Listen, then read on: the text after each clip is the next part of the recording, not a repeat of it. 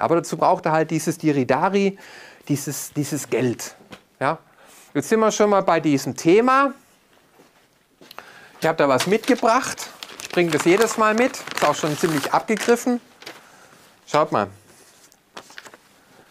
Das sind Reichsmark. Die gab es mal tatsächlich. Die habe ich gekauft auf dem Flohmarkt. Die scheiß Dinger werden immer teurer. Reichsmark. Okay? Möchte ich nachher wieder haben. Kann sie durchreichen. Könnt ihr mal angucken. Okay? Reichsmark.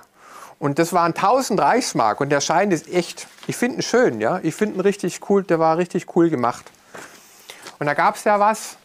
Wir haben ja so eine neue Erfindung, ja, spätestens seit der Sache mit der Ukraine gibt es ja, wir sind auch die Letzten, okay, es gibt sowas wie Inflation.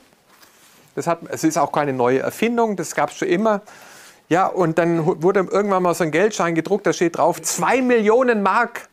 Der war aber nur einseitig bedruckt, den konnte man auf der Rückseite als Notizzettel verwenden.